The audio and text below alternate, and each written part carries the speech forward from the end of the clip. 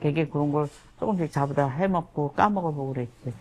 그것도 이제 엄마가 맛있게 하시니까 나도 그 따라서 또 그냥 뭐 안 배웠어도 음식을 하면 맛있다 그러니까 그 하다 보니까 그냥 그대로 나온 거예요. 근데 지금은 손님들이 다 입맛이 틀려졌잖아. 후추고 뭐 그 양념 종류를 안 넣으면은 맛이 없어. 이제 그런 걸 가미함으로써 더 맛있다고 먹고 가고. 장사 시작하고서 한 4, 5년 됐는데, 겨울에 이제 그때 점심시간 끝나면 이렇게 시간 있을 때 아줌마들하고 다 갖고 겨울에 갔는데 그때 돌만 드시면 돌 속에 새까맣게 있었어. 그래갖고 이제 잡아갖고 와서, 네. 많이 잡아다 까먹고, 끓여도 먹고, 봄 되면 이제 그 마늘잎, 파, 뭐 아욱 이런 거 뜯어갖고선 끓여 먹었지. 옛날에는 이제 봄에, 요맘때. 그 당시 하천에서 잡아오는 할머니들이 그게 많았어. 그리고 이제, 올갱이 잡는 사람, 남자들은 이제 그 기계로 다 배 타고 잡으면 이렇게 막 한 100kg씩 갖고 와. 한 가마씩 링기 갖고 와. 그러면 그거 하루 종일 이제 아침나절 닦아서 뺏어서 삶아갖고 경로당으로다 이제 까준다고 달라래. 그리고 이제 우리 집에다 할머니들은 이제 또 한 4명씩 5명씩 사가지고 까고. 그 다 못 가대잖아. 뭐 장사하면서. 그렇게 해서 깠는데 지금은 이제 너희네들도 안 계시고 까줄 사람도 없어. 저기 장갑을 찌고선 싹 세게 닦아야 돼. 그냥 닦아서 깨끗하게 헹궈 갖고 물을 건져 놓고서 걔를 이제 건져 놓으면 이제 이렇게 기 나와 또. 많이 기 나올 때 끓는 물에다 얼른 들어봐. 그럼 이제 그 눈가리가 다 많이 떨어져 그게. 올갱이 조금 한참 많이 까다가 주사기를 누가 주는 거야. 그래서 그걸로 까보니까 좋아. 그래서 약국에 가서 한 뭉치씩 사다 놓고 까는 거야. 그 바늘이 이렇게 지는 데가 좋아. 그 주사기를 빼. 충주 달래강 그쪽으로 저기 저 제천 단양 이런 쪽으로도 올갱이가 많이 나잖아. 그런데 그쪽에서 자꾸 이런 걸 해갖고 냉동 딱 해갖고선 가지고 와. 계산 재래시장. 예. 그리고 이제 농협마트로 이제 또 농협조합원이니까 마트 거를 또 비싸도 내가 거기 가서 많이 이용을 하지. 50대 넘고 60대, 70대 이 정도고. 그런데 이제 좀 젊은 사람들은 이제 가끔 가다가 된장국 잘 먹는 사람은 또 와서 해장한다고 먹고 가고. 여자들도 많이 오지만 남자들이 더 많아요. 올갱이가요, 소화도 잘 되고 된장국이니까 부담이 안 가잖아. 왜냐하면 기름기 있는 거 먹으면 소화도 안 되고 좀 부담이 가고 그런데 이게 노인네들이 모시고 오면 가장 맛있게 잘 먹었다 그러면 그 자손들도 너무 기분 좋아하고. 올갱이 맛이 약간 쌉쌀하면서 또 국물이 더 올갱이 맛이 진하면 더 구수한 것 같아.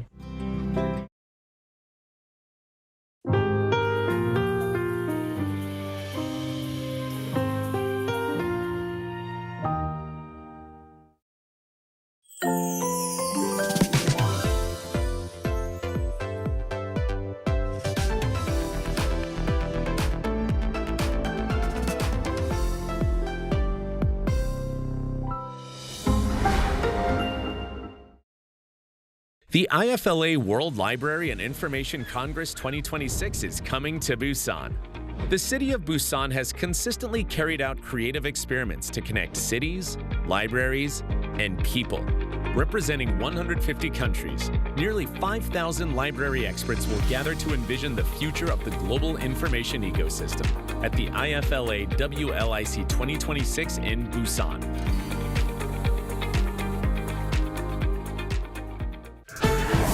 Held its first debate over the weekend. The economy is expected to expand 2.5% this year. Boosting Korea's ties with its global partners on the sidelines of the status UN summit. A massive drone attack on Ukraine overnight on Monday and Tuesday.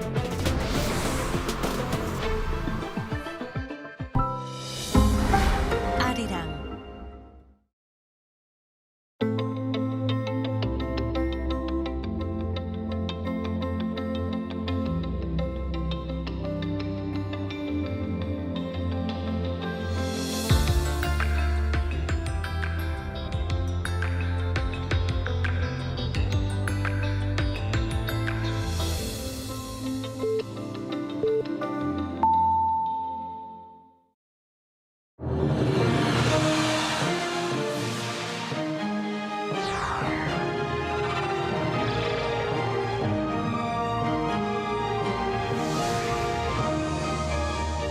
Hello and welcome to our morning edition of Arirang News. We begin with these stories making the headlines at this hour. U.S. President Donald Trump continues to threaten Iran, saying Tehran could face full destruction of bridges and power plants if a Tuesday evening deadline to reopen the Strait of Hormuz is not met. Iran has rejected a 45-day ceasefire proposal and said it wants a permanent end to the war. Instead, it responded with its own 10-point plan, while dismissing U.S. threats as baseless. Samsung Electronics earned a record-breaking operating profit in the first quarter of this year, up more than eightfold from a year earlier. It surpassed 57 trillion Korean won, or nearly $38 million for the first time, driven by strong demand for memory chips used for AI and data centers. We begin this morning with the latest on the Middle East conflict. U.S. President Donald Trump continues to threaten Iran, saying Tehran could face full destruction of bridges and power plants if a Tuesday evening deadline to reopen the Strait of Hormuz is not met. He also lashed out at allies, including South Korea, for their lack of support. Our Kim Jun-ong starts us off. U.S. President Donald Trump on Monday issued an ultimatum to Iran, saying all power plants and bridges would be destroyed unless the Strait of Hormuz is reopened, and the deal aimed at ending the 5-week conflict is agreed.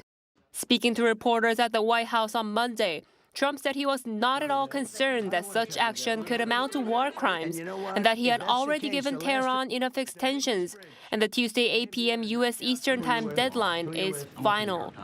But we're giving them till tomorrow, 8 o'clock Eastern Time, and after that, they're going to have no bridges, they're going to have no power plants. Trump went on to say that total destruction would be carried out by midnight, and that Iran must accept the deal he deems acceptable, reiterating that reopening the Strait of Hormuz remains his top priority in any agreement with Tehran. The U.S. president also criticized European and Asian allies for failing to support Washington in its conflict with Iran, specifically naming South Korea.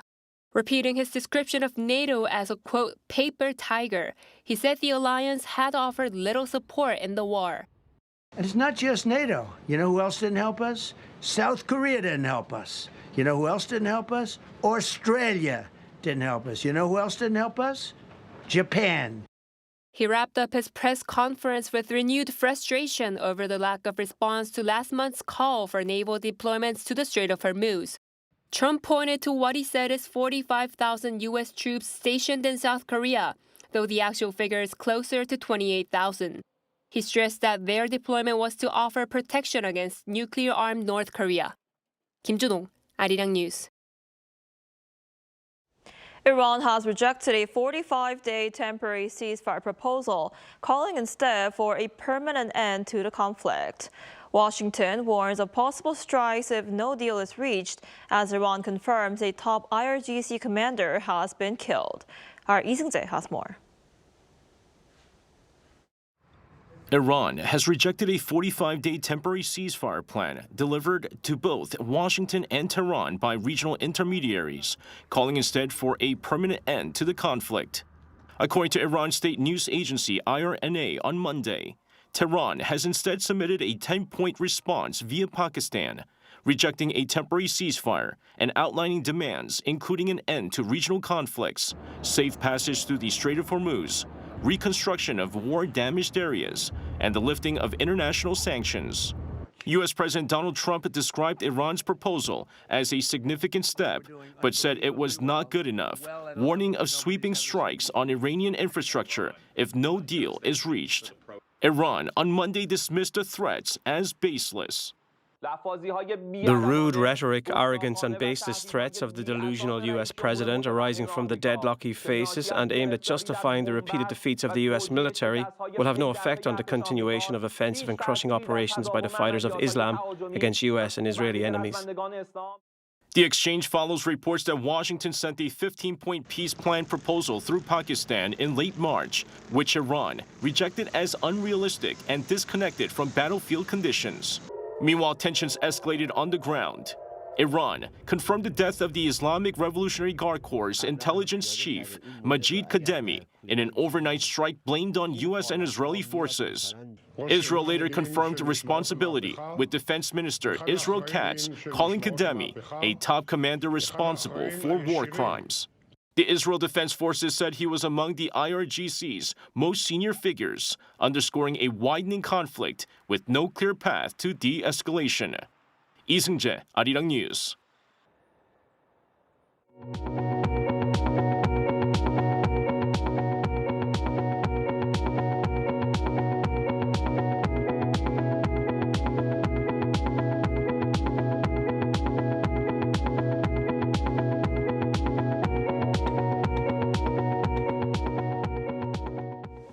Samsung Electronics' first quarter profit beat its total for all of last year.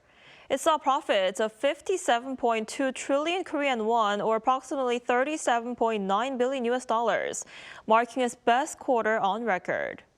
According to the company's preliminary earnings report posted on Tuesday, this is a 755% surge compared to the same period last year. Sales increased 68% on year to reach 133 trillion Korean won, or roughly $88 billion. While market analysts have widely expected a strong performance driven by global demand for advanced artificial intelligence memory chips, this report exceeds earlier expectations of 40 to 50 trillion won in profit. The finalized and fully audited financial results will be disclosed later this month, following board approval.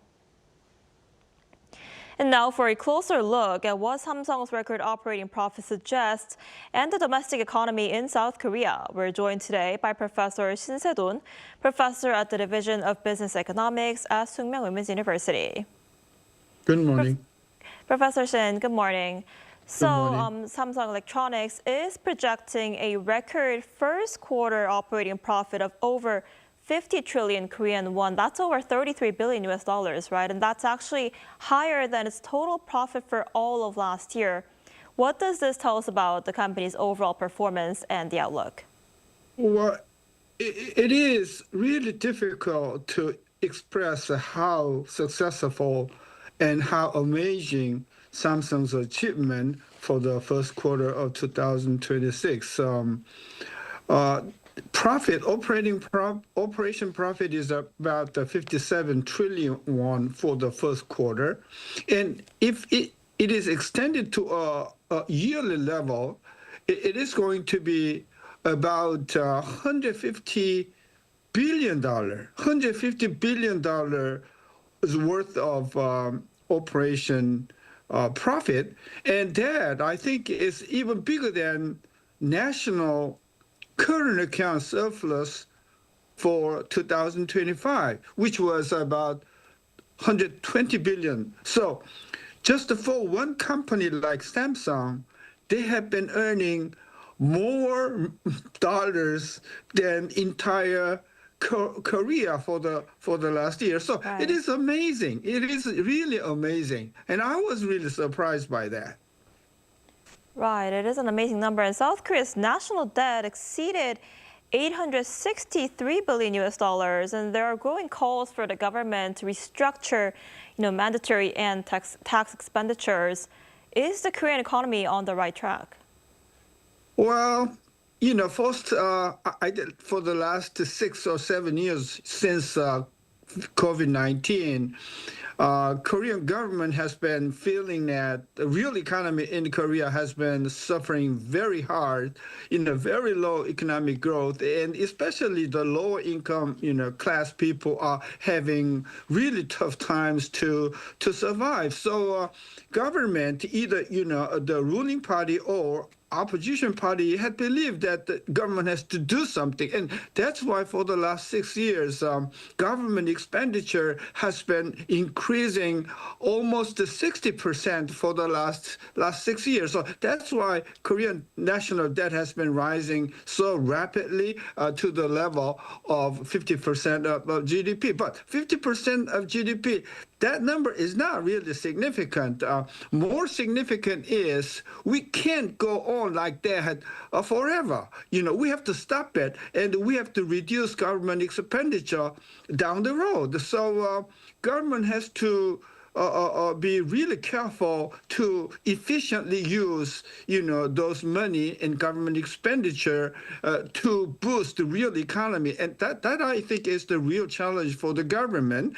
And any government in the future cannot be as free as previous, government spending.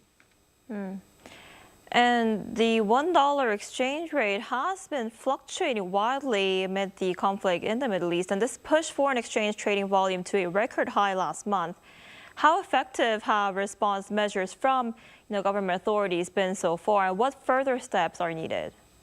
Well, traditionally, the government and authority, and as well as Bank of Korea, has been very passive in intervening in exchange market because, if you look at the history of a Korean exchange rate, it is determined not by domestic situations, but rather by international, influences. For the last couple of years, it is Japanese yen which has driven Korean won in accordance with the value of the yen. So the Korean authority, either the government or the Bank of Korea, cannot overturn the influence that has been affecting the yen rate. So I think the authority has to be very passive in changing the course of exchange rate.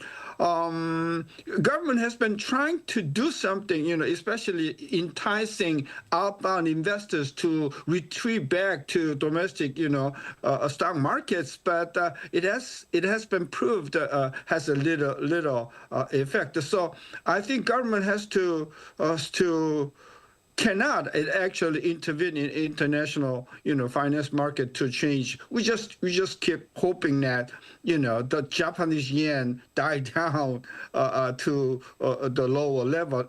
In which case, Korean won could go down below 1,500 or even down to 1,450. So I think everything depends upon the value of the yen.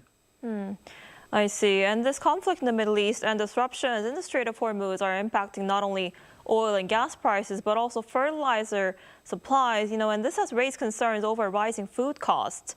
How serious do you see the risk of a surge in agricultural and grocery prices? Well, on the micro level, there'll be a series of surge in some prices like fertilizers or in some cases, the gasoline. But on the macro level, inflation rate would not pick up more than a few tenths of a 1 percentage point.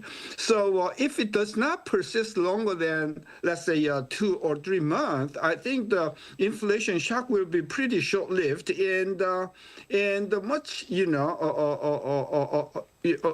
some commodities could, go up in their prices, but I don't think it's going to last more than a quarter or even longer than a month. So I expect the inflation in general will dial down very quickly in the month of May or in June. I see. I guess we'll have to see how that plays out. All right, Professor Shin, thanks so much for taking the time today. We appreciate it. My pleasure.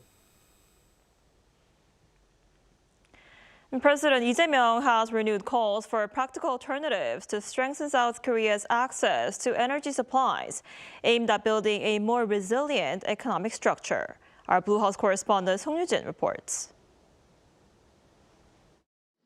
With the economic fallout from the Middle East conflict now a matter of how long rather than hypothetical, President Lee Jae-myung says South Korea must move quickly to overhaul its vulnerable economic structure. 취약계층의 어려움을 세심하게 살피는 노력과 함께 대외 변수와 지정학적 리스크에 취약한 우리 경제 구조를 근본부터 새롭게 개편하는 경제 산업 대전환에도 속도를 내야 되겠습니다. Presiding over a cabinet/emergency economic meeting at the Blue House on Monday, Lee urged his cabinet to, number 1, diversify energy supply routes, and number 2, reduce the country's heavy dependence on fossil fuels. The immediate concern is crude oil. Around 2/3 of South Korea's crude oil imports pass through the Strait of Hormuz, which Iran has closed to most commercial shipping. An alternative being considered is Saudi Arabia's port of Yanbu on the Red Sea coast, which has a maximum export capacity of about 5 million barrels of crude oil per day. 지금 우회 수입할 수 있는 루트가 그렇게 많지도 않고 위험성이 조금 있다고 원천 봉쇄하거나 하면 대한민국 전체 원유 공급 문제에 심각한 영향을 미쳐서 국가나 국민들에게 너무 위협이 크니까 그 균형을 잘 맞춰야 됩니다. The government says it will resume Red Sea transits by oil tankers that meet, quote, certain conditions, with the foreign minister saying the likelihood of the route being completely blocked or directly targeted remains low. This comes after South Korea issued an advisory last month urging its vessels to avoid the route due to security concerns. On energy transition, Lee called for measures to expand renewable energy use, such as the swift introduction of more flexible solar pricing. The idea is to set lower daytime rates when supply is abundant. 지금 유럽이나 이런 데는 이미 하고 있는 거 아니에요? 에너지 섬나라니까 더 빨리 더 세게 해야 되는 거 아니에요? While much of the discussion focused on long-term reform, Lee also stressed the need for swift execution of the government's supplementary budget once it passes parliament. The more than $17 billion package is aimed at cushioning the economy from the energy and inflation shock caused by the war. The National Assembly is set to begin reviewing the government's extra budget bill on Tuesday with the aim of passing it at a plenary session later this week.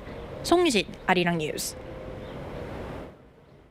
The second day of government questioning sessions at the National Assembly took place on Monday, focusing on the economy and the government's proposed supplementary budget to support people's livelihoods.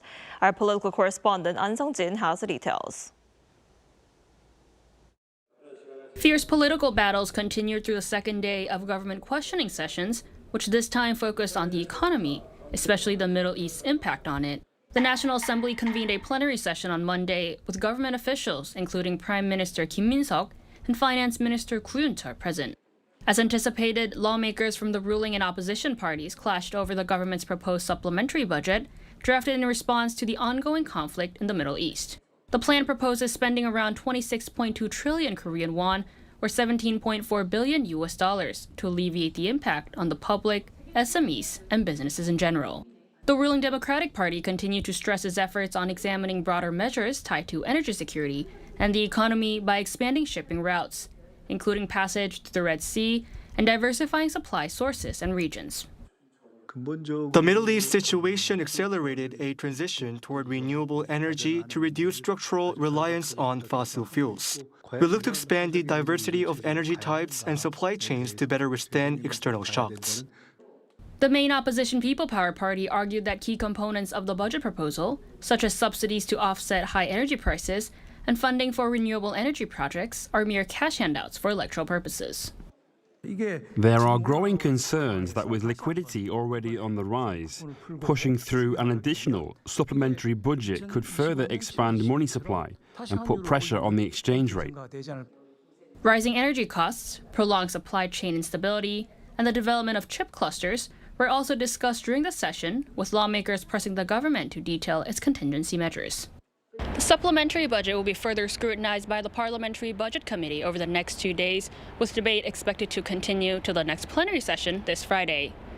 In the meantime, the National Assembly will hold its last questioning session on social issues next Monday. An Sung-jin, Arirang News. Seoul will impose a 5-day vehicle rotation at public parking lots after raising its energy security alert to caution amid the prolonged Middle East conflict. Starting tomorrow, the measure applies to 75 facilities and covers passengers' cars with 10 seats or fewer, with weekday entry based on the last digit on the vehicle's license plate. Weekends and holidays are exempt. 33 locations in traditional markets, commercial areas, and dense neighborhoods are excluded to limit disruption. Exemptions also cover vehicles for people with disabilities, national merit recipients, pregnant women, and energy and emergency use. Electric and hydrogen cars are allowed, while compact and hybrid vehicles remain subject to the rule.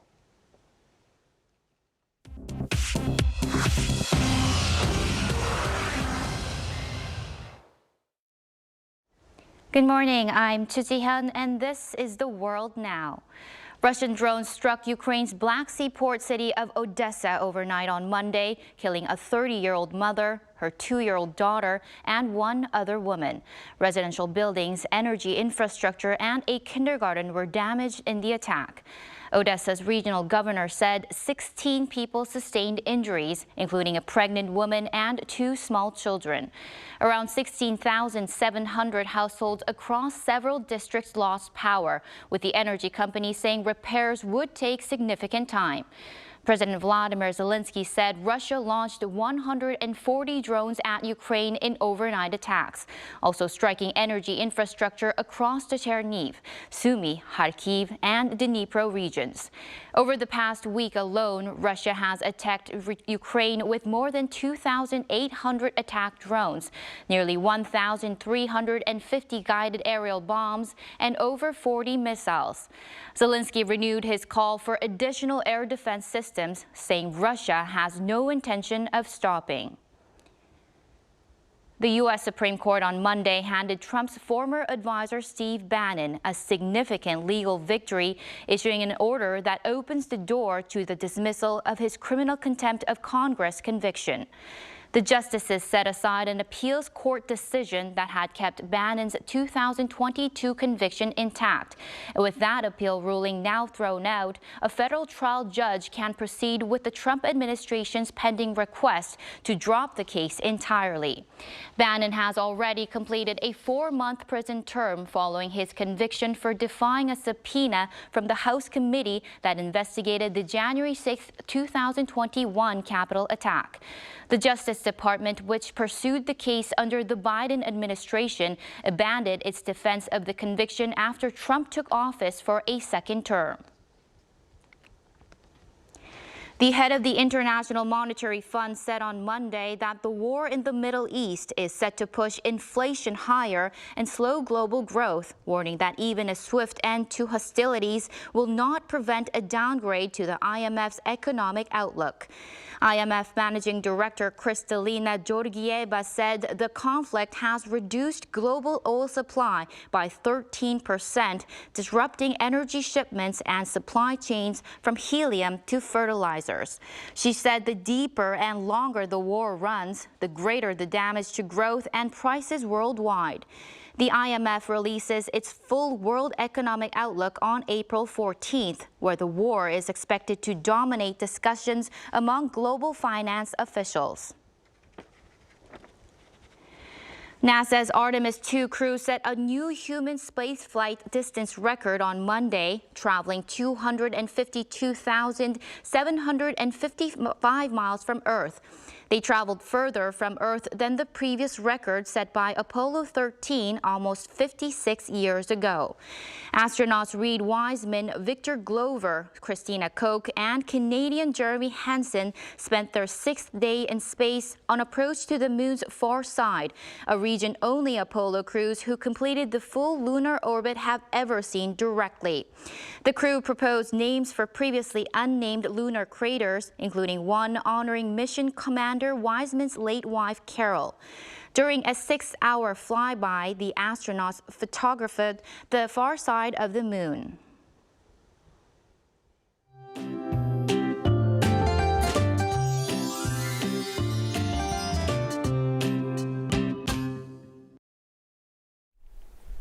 Well, I had to take out my winter jacket again this morning. There was a sudden drop in temperatures overnight. Most regions saw morning lows going down 5 to 10 degrees Celsius in just a day, with a cold wave advisory even issued in parts of Gangwon-do province. The cold wind is making it feel even chillier, so I hope you're dressed warmly. This chilly pattern will stick around through this week, with temperatures hovering below season norms. So please brace for dramatic swings in temperatures this week. And this afternoon, Seoul will only make it to 13 degrees Celsius. Daegu, Gyeongju, Busan, Jeju will make it to 14 degrees under sunny skies nationwide with clean air quality. Then rain is expected nationwide between Thursday and Friday, with heavier rain expected in Jeju and the south coast.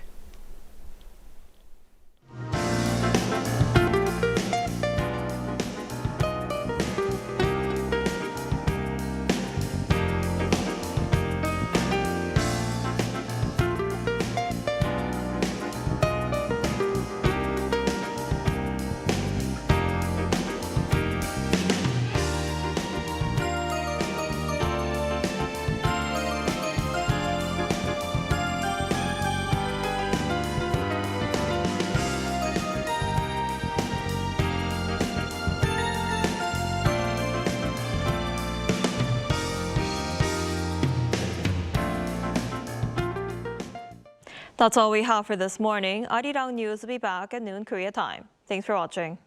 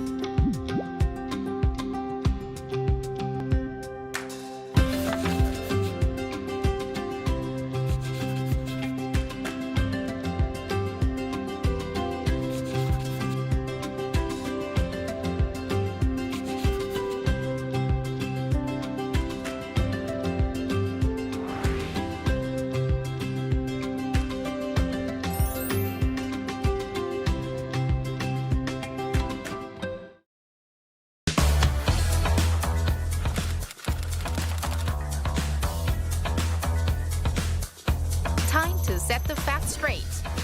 Get Korea right. K-culture is sweeping the globe.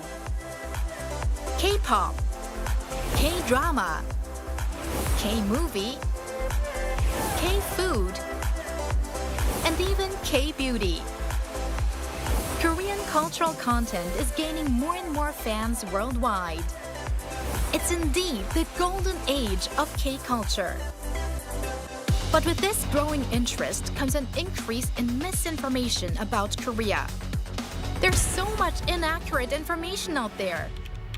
Even AI can sometimes get it wrong. So, we must set things straight and correct all the misinformation. So here's the plan. The Voluntary Agency Network of Korea, VANK, and Arirang TV present the Get Korea Right project. Our goal is to provide accurate information on important keywords that come to mind when we think of Korea. Blatant errors and false claims that distort history. It's time to set the record straight, sharing the true history and culture of Korea while raising the national brand. Let's get started with Get Korea Right. Are you ready to join?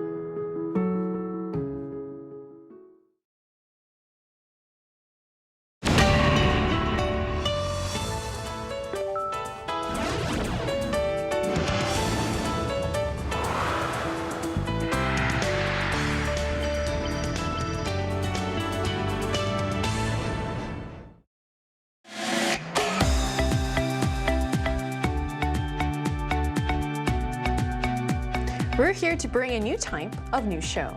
New insights, new styles, and new topics every day. We are News Generation. Bringing news just for you. It's Tuesday, April 7th here in Seoul. I'm Isujin, and this is News Generation. And joining us for the first time to represent Gen Z is Kyle. Pleasure to be here. And also Cheska's with us. Happy Tuesday, everyone. Good to have you. And both are here to speak on behalf of people in their 20s and 30s. So we've made it to the second day of the work week, and today we're diving into something a little more personal, what we turn to when we feel uncertain or need a bit of guidance. But before we get into that, let's meet our guest for today. So it's actually his first time joining us in the studio, and he's here to represent Gen Z, as you can tell by the name tag, and to share his perspective. So Kyle, it's great to have you on for the first time. So before we start, can you tell us a bit about yourself? Of course. Hello, guys. My name is Kyle. Hello, Cheska. Hello, everyone. Thank you so much for having me here. I'm from South Korea. I work in content creation and live commerce, and more than anything, I love talking about things happening around us in our society. I guess you can say I'm a little bit of a yapper, so let's have some fun today. Look forward to hearing you yap today. Yeah. So today we are diving into something a little more personal. So when faced with a big decision, where do you turn? For some, it's careful planning or advice from friends and family, but for others, it can mean looking beyond the everyday, seeking guidance from religion or even traditional spiritual practices. So have you ever relied on something like fortune telling to help you make an important choice, Kyle? I wouldn't say I completely rely on fortune telling, but my family and I do check it for fun sometimes. Especially we check the saju thing, the Korean fortune telling. That's big in Korea. Yes, it's so big every now and then, and when you actually really get into it, it's actually really fun.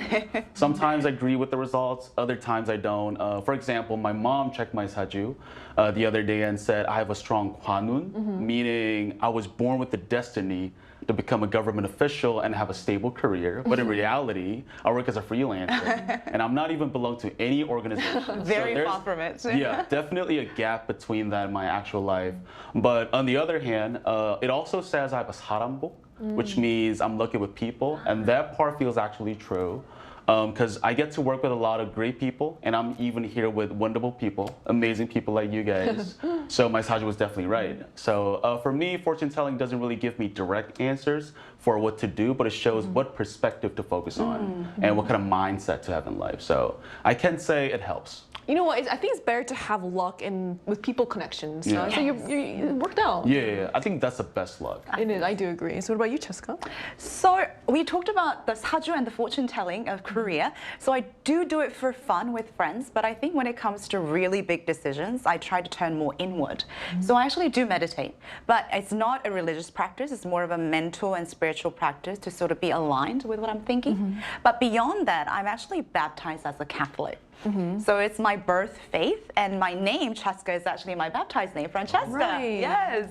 So I definitely live by the Catholic faith, and I do pray.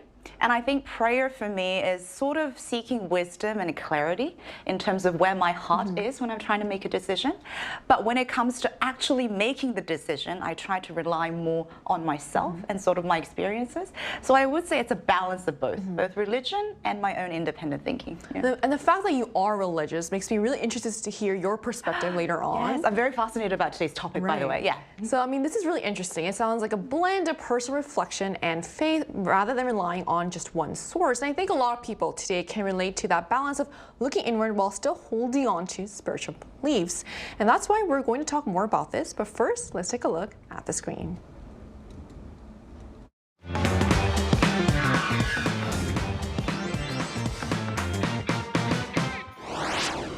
AI has already become a part of many aspects of our daily lives. And now it's stepping into a space once thought to be deeply human, religion. Today on News Generation, we take a closer look at the rise of cyber confessionals, how religious communities are responding, and whether it's appropriate to bring AI into such a deeply personal and spiritual realm. Just as we saw in the video, AI is now moving beyond convenience into the deeply personal, even spiritual spaces. It's no longer just assisting our daily routines, it's beginning to shape how people seek meaning and guidance. So let's take a closer look at this growing trend. So how is AI now entering the realm of religion, Kyle? I think we should look at two different functions of religion separately. One is faith in higher being, which is the God, and the other is role of giving people comfort. And when it comes to whether AI can replace a higher being in religion, I would say no for now, at least. But at the same time, people are starting to open up to AI and share their honest thoughts. In that sense, AI is beginning to play a similar role to religion by giving people comfort and even more emotional support. So I also think this is happening because AI is so easy to access and feels anonymous. And now if you have something on your mind, you don't even have to wait until Sunday service. You just can ask AI right away. And no matter how dark or personal your confession is, you feel safe knowing that your secret stays with you and AI. Yes. On top of that, as a user, you can actually customize AI to respond in the way that you want. So in some cases, people might even get the answers they're hoping to hear about their concerns. So if the goal is simply to find a peace of mind, AI definitely feels easier to access or even better than opening up to other person. Yeah, I think you made a great point about how it's so accessible and it's so, you don't wait, you don't have to go to church. You can just do it just from your computer and during your daily, while you're doing your daily stuff. So it is a fascinating shift, especially as technology begins to engage with people's inner thoughts and beliefs. And it shows how AI is evolving from a tool into something more emotionally interactive. And building on that, a new format is also gaining traction. So Cheska, what exactly are cyber confessionals? Yeah, so this was something extremely interesting and new for me. And basically, it's a live stream of an empty room, and users can walk in, online, and then they would anonymously in the chat leave their confessions. Apparently in China, it is so popular that it's getting up to about 50 million views. And I think this kind of hits exactly the points that Kyle talked about, because it is an empty room, there's nobody to judge you, so people come with varying degree of confessions. Some are even as casual as, oh, I bought this fake, luxury brand bag because I wanted to sort of brag to my friends or out of vanity. But confessions do get a little heavy too. Some people would say, oh, I paid off my debt with my parents' insurance money, or something very heavy, like I made this really heavy mistake or accident to someone that I just cannot confess. So I think it shows the nature of human to want to confess to a place where they won't be judged. But at the same time, it is interesting because now we're crossing into this realm of how far AI could actually allow people to use this anonymity and emotional release. So I think this is a very interesting discussion that keeps going on. So I guess it does sound like a quick fix in a way. Yeah. It's so easy to do that. Quick, instant, and also no judgment because there's no real figure on the other side that is listening. So I feel like people feel much more safe to pour their hearts out, knowing that they won't be judged by any real person. Yeah. Right. So this highlights how younger generations are redefining the idea of confession and emotional release. And it now seems less about tradition, more about accessibility and staying anonymous. So naturally, this raises a bigger question about tradition versus change. So how are religious communities responding to this, Kyle? Religious communities are actively debating how to respond to this shift. On one hand, there's a growing concern that if religious institutions take the lead in adapting AI, it could eventually reduce the role of human religious leaders. But on the other hand, some argue that this change is unavoidable. With declining interest in religion, especially among younger generations, many communities are now considering AI as a way to reconnect with people. In that sense, AI is being explored as a tool to make religious teaching more accessible and engaging. So at its core, the debate comes down to this, whether to preserve the intangible values that religion has carried for centuries or to adapt to the current reality in order to stay relevant. Right, so in a way it reflects an effort to stay relevant in a rapidly changing world, but at the same time, not everyone is fully on board. So how do some people feel about AI giving spiritual guidance, Cheska? So this is also another interesting discussion, but to bring my own perspective a little bit here, as a Catholic, we do have something called the sacrament of confession. So in some religion like Catholic, there is an actually system of confession, and it's basically you walk into a room where you're seated and you have a screen door, and the priest is sitting on the other side. So you don't really actually get to see the priest in person, but you walk in, talk about your sins and confession. So religion has created that, but now it's moving into cyberspace and now AI is taking over. So now let's take a look at the screen to see the survey of how people actually think about this change. So according to a survey last year done by a US Christian research group, about 30% of people said they trust AI spiritual guidance as much as the guidance from a pastor. But the number was even higher for younger generation, so even 39% for Gen Z and 40% for millennials. But I think it's also no surprise that this is raising some concerns because within the Catholic Church, there are discussions going on about how much and what kind of ethical guidelines there should be when it comes to using AI to create, sermons and mass. And even like the Pope Leo XIV has also cautioned relying on AI to prepare for mass, as AI and religion is such a tricky combination. I mean, how far can you use without actually tainting the integrity of religion? I think that's a big question. Yeah. I agree. So, I mean, that is a striking divide. On one hand, a growing number of people are placing real trust in AI for something as personal as spiritual guidance, especially among the younger generations. But at the same time, there's clear caution from religious leaders who are wary of where that reliance could lead. And that's why we also wanted to hear directly from our viewers. So we ran a poll on the Arirang News YouTube channel asking, would you be willing to consult AI about your personal problems instead of a religious figure? And here's what the results showed. So more than half of respondents, 55%, said they would be willing to consult AI about their personal problems instead of turning to a religious figure such as a priest, pastor, or monk, while 45% said they would not. So that's a pretty telling split. AI is clearly gaining ground as a source of guidance, but there's still a significant number of people who prefer that human connection and trust that comes with traditional religious figures. And to gain a more in-depth perspective, we're going to speak with an expert on this evolving intersection of technology and spirituality. And that conversation is coming out right after a break, so don't go anywhere.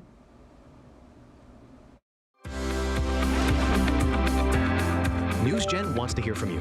Go to YouTube and search out channel Arirang News. Click Posts and cast your vote in the poll. Make a new type of news with us. Joining us today is Professor Park Ji-young, who teaches at KAIST Graduate School of Cultural Technology. Hello, Professor. Thank you so much for connecting with us today. Hello, good morning. Thanks for having me. Good morning. So, Professor, have you personally used AI for advice? And what is your take on the rise of AI in religious practices? Yeah, so when these AI chatbots were beginning to pop up, I did ask some deep questions myself, mostly for fun, but also because I wanted to test how those machines would answer questions on the meaning of life or what lies in the future for me. But I always known they were simply making up sentences based on algorithms by picking and choosing words from the data that had been fed without any real understanding of the context. But I do understand the lure of such machines too, right? Because we are always curious about our future, and we always search for conversation partners who understand us and we can trust enough to unload, our sense of guilt over shortcomings. And one of the roles of religion has been exactly that. So some people may be hoping that AI can also play that role conveniently in your smartphone and cute little robots. Oh, and then what aspects of religion do you think AI could replace? Yeah, so well, can AI really replace religion? That's a deep question. So when AI talks back to you, it feels kind of mystical, doesn't it?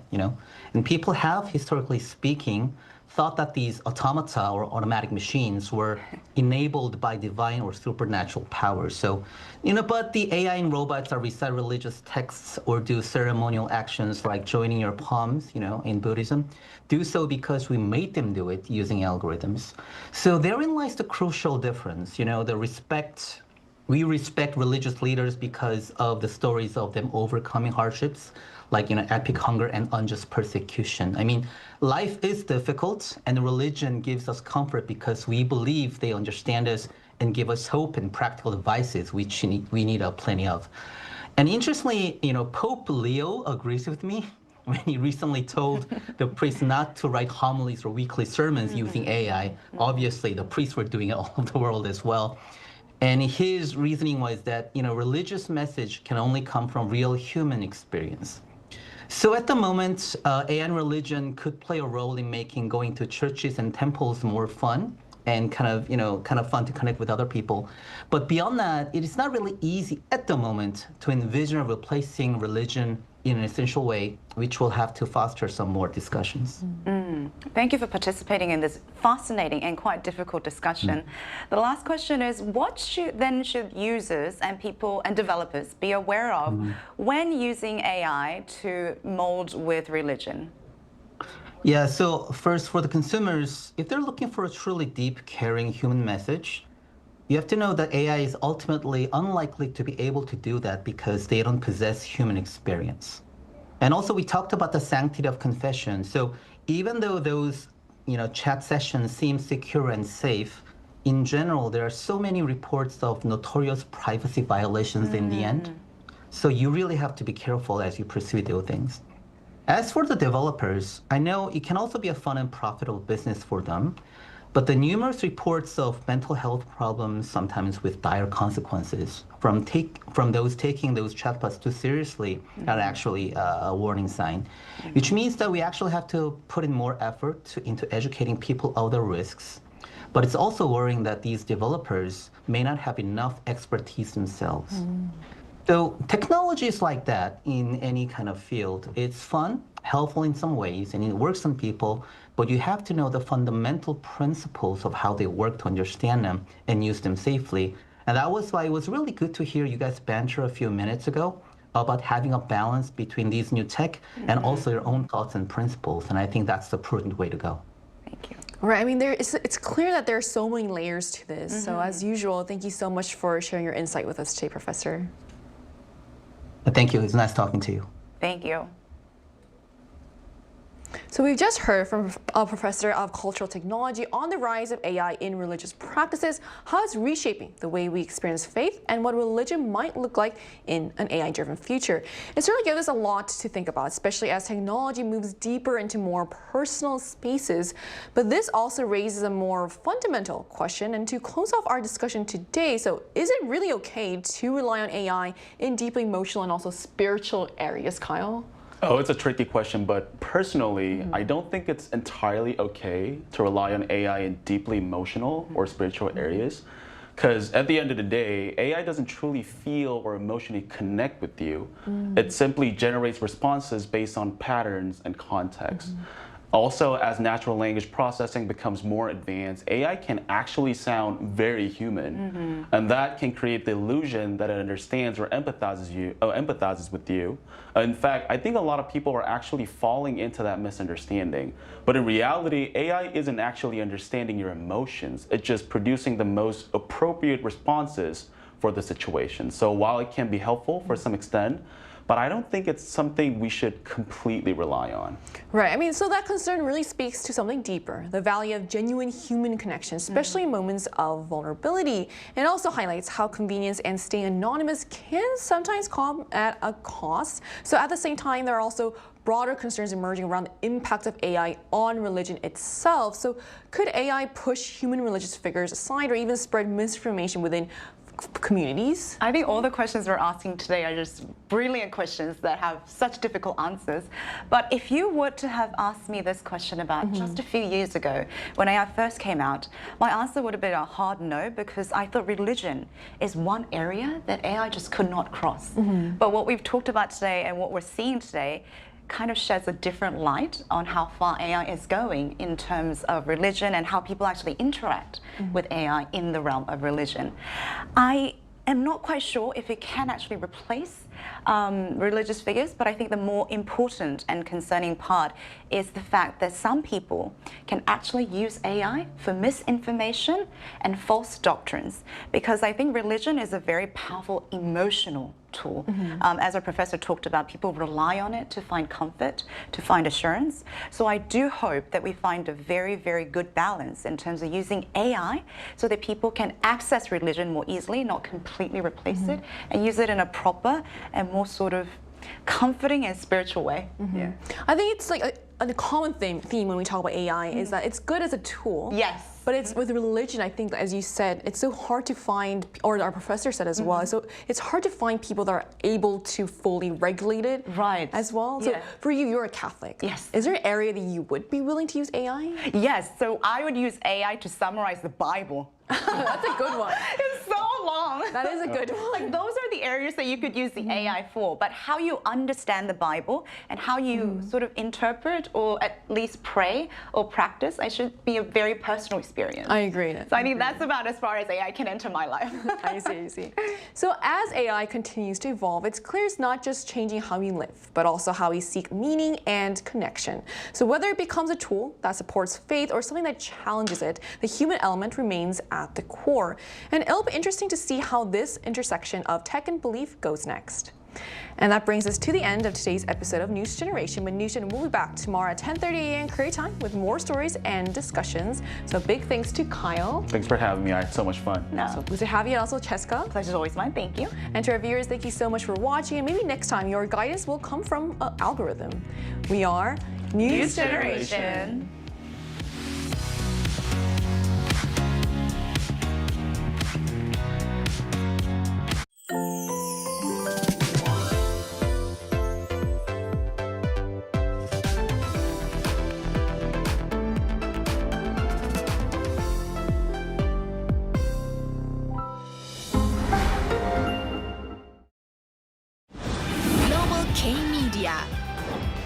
Arirang. As Korea's representative global broadcaster, Arirang bridges Korea and the world through media exchange and delivers accurate information about Korea in the global community. Arirang analyzes the major issues in Korea. Arirang shares the full spectrum of K-culture with viewers around the world. Arirang communicates with the world through global campaigns that address various topics. Arirang is leading the transformation in the era of AI.